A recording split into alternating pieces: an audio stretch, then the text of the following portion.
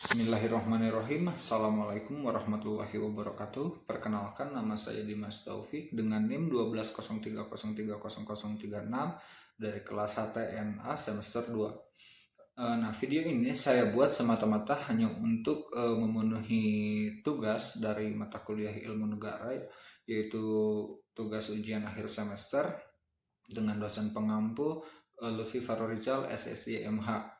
Nah, jadi materi-materi yang saya akan ulas kembali ini yaitu materi dari pertemuan ke-9 sampai ke-15. Nah, langsung saja ke materi dari pertemuan 9, yaitu asal mula dan lenyapnya negara 2. Nah, asal mula negara. Nah, satu, ada disebut dengan teori kekuatan. Teori ini dikemukakan oleh beberapa tokoh pemikir, yaitu yang pertama ada Oppenheimer. Nah, beliau mengatakan negara dianggap menjadi sebuah alat yang digunakan oleh golongan orang-orang kuat atau kaum burjuis yang memiliki suatu kepentingan untuk menertibkan golongan masyarakat yang lebih rendah atau yang lebih bawah.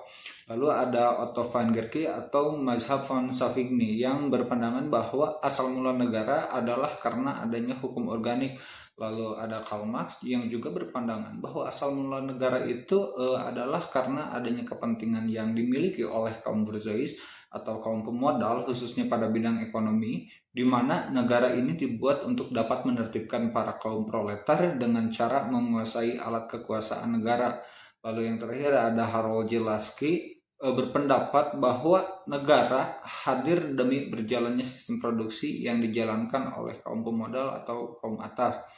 Lalu ada yang disebut dengan masa positivisme.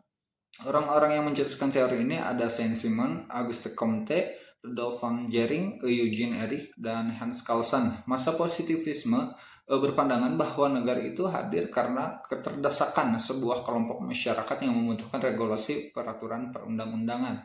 Lalu yang ketiga ada teori modern. Nah, teori ini dimunculkan oleh Cronenberg dan Luhmann. Nah, teori ini berpandangan bahwa negara adalah organisasi kekuatan yang memiliki bangsa atau kumpulan masyarakat. Lalu ada yang terakhir ada pertengahan. Nah, yang pertama ada pra-Renaissance, penganutnya ada Agustinus, Thomas Aquinas, Marsilius, dan Thomas More. Lalu ada pasca Renaissance, yaitu ada Niccolo Maggi, Jean Bodin, Francisco Suarez, dan Thomas Hobbes. Nah, asal mula negara hadir karena terjadinya ketidakadilan dalam sebuah tatanan masyarakat pada saat itu. Nah, yang pada saat itu negara didominasi oleh agamawan. Lalu lenyapnya sebuah negara. Teori yang pertama itu ada disebut dengan teori organis. Nah, berpandangan bahwa negara akan lenyap karena adanya perang dan bencana. Lalu yang teori kedua ada teori anarkis. Nah, teori ini mengatakan bahwa jika negara bisa lenyap karena adanya pemberontakan internal dan terorisme eksternal. Lalu yang ketiga ada teori Marxisme. Hancurnya sebuah negara itu bisa dikarenakan adanya pemberontakan kaum proletar dan juga perlawanan kaum proletar melawan kaum pemodal. Lalu teori yang keempat ada teori matinya negara. Nah, negara bisa hancur karena usia negara tersebut dan hilangnya unsur pembentuk dari negara itu sendiri. Seperti itu. Lalu di pertemuan ke-10 ada tujuan dan fungsi negara 1. Nah, yang pertama ada Shangzhou atau The Lord Shang. Nah, teori tersebut berawal dari negara Cina, yaitu A Classic of Chinese School of Law. Dalam teori ini ada pandangan bahwa negara yang kuat akan menciptakan negara adidaya atau negara yang tampak kuat secara eksternal atau secara lahiriah. Nah, oleh karena itu, bertolak dari teori ini, tujuan negara adalah mengekspos kekuatan negara itu sendiri. Nah, inilah fokus teori dari Shangzhou. Yang kedua ada Niccolo Machiavelli. Nah, fungsi dan tujuan teori ini antara lain, yang pertama itu membangun ketertiban, keamanan, dan kedamaian. Lalu muncul sebagai negara adidaya yang membuat rakyatnya menuruti keputusan negaranya sendiri. Lalu ada teori Dante Alighieri. Nah, dalam teori ini dikemukakan terdapat dua hal yang menjadi fokus tujuan dari fungsi sebuah negara. Nah, yang pertama ada bertujuan dan berfungsi untuk menciptakan perdamaian dan ketertiban negara. Nah, fokus Dante yaitu memposisikan agama di bawah dari negara. Nah, teori Dante ini lahir mungkin untuk antitesis terhadap masa pra-Renaissance, atau yang dimana pada masa itu kekuasaan agamawan atau gereja sangat kuat terhadap negara. Lalu yang terakhir ada teori John Locke. Nah, berpandangan bahwa fungsi dan tujuan negara ialah sebagai perlindungan hak asasi manusia. Pertemuan ke-11 ada tujuan dan fungsi negara 2. Nah, yang pertama itu ada teori Immanuel Kant yang berpandangan bahwa tujuan dan fungsi negara yaitu untuk membebaskan warga negara dari sifat yang diskriminatif, yang berarti bahwa negara memberikan hak kebebasan warga negara untuk mengekspresikan kehendaknya. Yang kedua ada paham sosialis. Nah, teori ini tidak jauh berbeda dengan teori Immanuel Kant yang lebih menekankan pada aspek sosial, di mana negara harus menciptakan sikap dan sifat non-diskriminatif dan menciptakan nilai-nilai kesamaan. Lalu yang ketiga ada paham liberalis kapitalis. Nah, paham ini merupakan bentuk antitesis yang terhadap sosialis. Nah, paham ini menghendaki adanya negara ini memiliki tujuan dan fungsi bagaimana negara memberikan kebebasan seluas-luasnya kepada masing-masing individu dan lebih mengedepankan aspek individualis. Jadi pada paham ini bisa disebutkan jika yang kuat akan bertahan dan yang lemah akan tertindas. Dan yang keempat yaitu ada paham sosialis demokratis. Nah, berbanding terbalik dengan liberalis kapitalis, paham ini merupakan bentuk dari antitesis terhadap kapitalis dan di dalamnya ada jaminan kesejahteraan terhadap masing-masing individu. Lalu di pertemuan ke-12 ada tipe dan bentuk susunan negara. Nah, tipe dan bentuk susunan negara secara umum itu terdapat dua jenis tipe, diantaranya negara kesatuan dan negara serikat. Nah, yang pertama dulu kita bahas yaitu negara kesatuan. Ada beberapa model dari negara kesatuan, yaitu Central Representative Model yang seperti Swedia, Spanyol, dan Denmark. Ada Unification Model, contohnya adalah Belanda. Ada mixed model, yaitu contohnya Prancisnya. Jadi model itu adalah bentuk kenegaraan atau sistem model pemerintahannya yang terdapat vertikal, sentral, modifikasi, ataupun penggabungan dari ketiga model tersebut. Karakter di negara kesatuan diantaranya itu ada, yang pertama itu satu konstitusi yang berlaku, yang keduanya ada satu pemerintahan di tingkat pusat, yang ketiga ada satu kewarganegaraan, dan keempat itu satuan pemerintahan lokal yang merupakan subdivisi pemerintahan pusat, dan yang kelima dominasi pusat yang sangat kuat. Nah, yang kedua kita bahas dari negara serikat. Nah, perasaan sebangsa di antara kesatuan-kesatuan politik yang hendak membentuk federasi, dan yang keduanya ada keinginan untuk membentuk ikatan yang terbatas.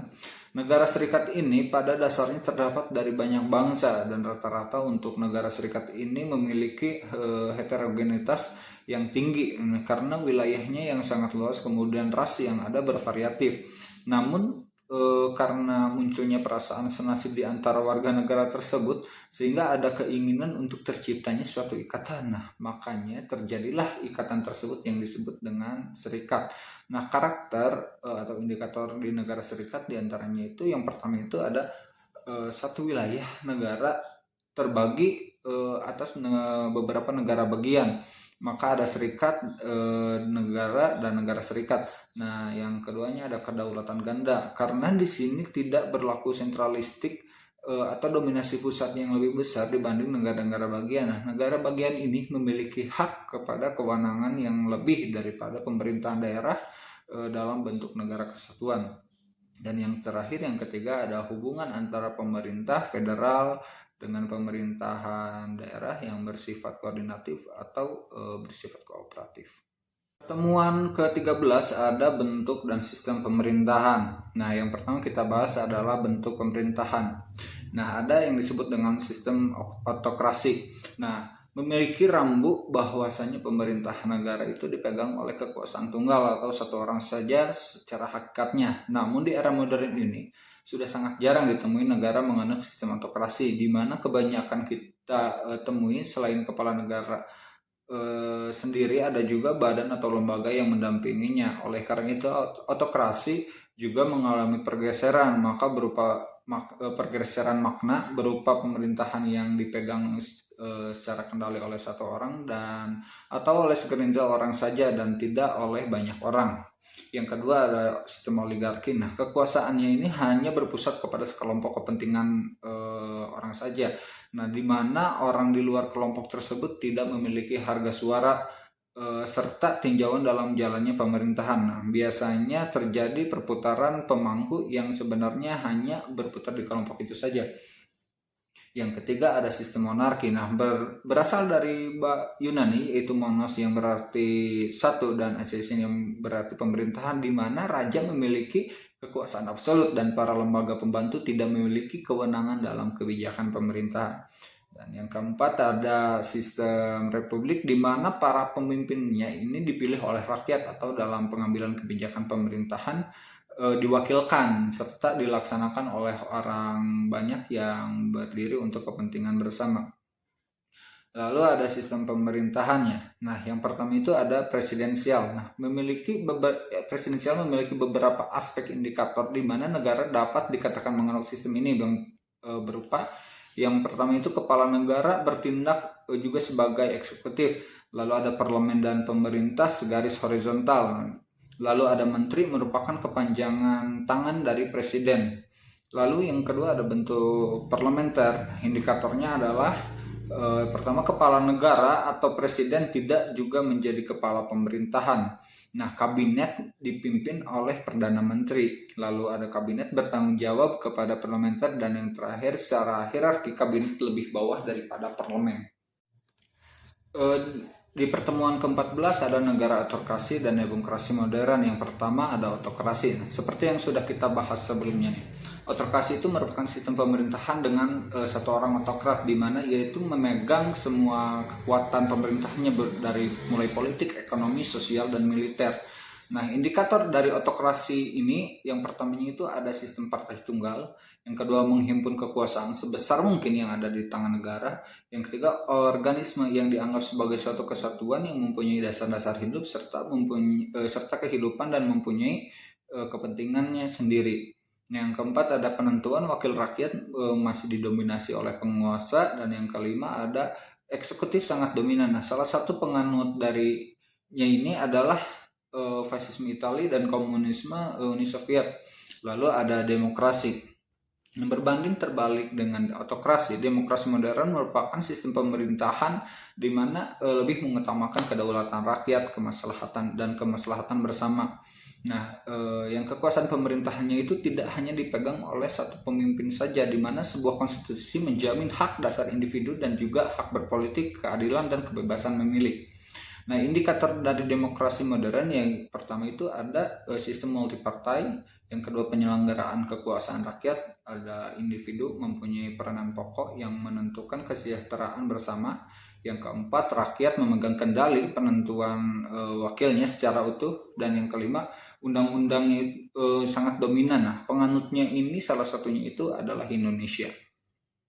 Lalu di pertemuan terakhir itu di pertemuan ke-15 itu membahas tentang teori pembagian kekuasaan dan lembaga-lembaga negara.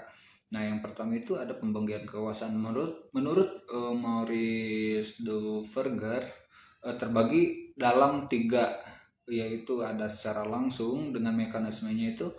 Yang pertama ada pemilihan para penguasa, masyarakat yang menentukan sendiri siapa yang menjadi penguasa serta wakil-wakilnya, maka dilakukan melalui pemilu yang merupakan pengimplementasian dari demokrasi. Yang keduanya itu ada pembagian kekuasaan. Hal ini bertujuan untuk membatasi atau melemahkan kuasa pemimpin dengan tujuan menghindari otoriter. Lalu ada kontrol yurisdiksional, dimaksudkan dengan adanya peraturan-peraturan hukum yang menentukan hak-hak atau kekuasaan tersebut yang semuanya itu diawasi dan dilindungi oleh lembaga pengadilan. Selain itu juga terjadi pemberian kekuasaan kepada lembaga pengadilan untuk mengontrol, mengatur, serta mengendalikan lembaga-lembaga politik dan lembaga-lembaga administrasi. Lalu yang keduanya ada menambahkan atau memperkuat kekuasaan pihak yang diperintah. Jadi daya kesanggupan rakyat untuk menolak pengaruh dari kekuasaan yang bersifat melemahkan rakyat. Dengan adanya kekuatan yang berimbang, maka akan terjadi saling kontrol sehingga kekuasaan tersebut tidak akan mengalami penyimpangan. Lalu yang ada pengendalian. Nah, dalam hal kesewenangan pihak penguasa terhadap masyarakat. Nah, masyarakat berperan mengendalikan pembatasan kekuasaan terhadap penguasa, baik itu secara internal, baik maupun secara eksternal. Lalu ada pembagian dari lembaga negara yang ini ada disebutkan sebagai trias politika. Nah, trias politika muncul pada abad ke-16 di Prancis. Nah, memiliki 5 fungsi pada awalnya, yaitu diplomasi, fungsi defensi, fungsi finansial, fungsi justisia, dan fungsi polisi. Nah, konsep ini kemudian dikembangkan dan dirumuskan ke dalam 3 fungsi oleh John Locke, menjadi ada fungsi legislatif, eksekutif, dan federatif. Nah, kemudian disempurnakan lagi oleh Montesquieu pada tahun 1748 seperti yang tertulis pada bukunya, itu L'Esprit de Lois atau The Spirit of the Law, di mana ia membagi menjadi 3 hal itu, yaitu legislatif, eksekutif, dan yudikatif. Seperti yang kita ketahui, masing-masingnya perannya itu memiliki peran-perannya masing-masing. Yang pertamanya eksekutif itu berkuasa untuk membuat dan melaksanakan undang-undang atau sering disebut dengan dipegang oleh presiden. Lalu ada legislatif, kekuasaannya itu membuat undang-undang atau biasa disebut dengan DPR, dan yudikatif yaitu kekuasaannya mengadili atas pelanggaran undang-undang yang dipegang oleh kehakiman. Nah, mungkin itu dari ke-7 pertemuan, 7 pembahasan yang sudah saya berikan. Atas segala kekurangan, kesalahan, yang mohon dimaafkan dan mohon dimaklumi. Dan atas perhatiannya saya ucapkan terima kasih. Nah, ditutup dengan salam. Assalamualaikum warahmatullahi wabarakatuh.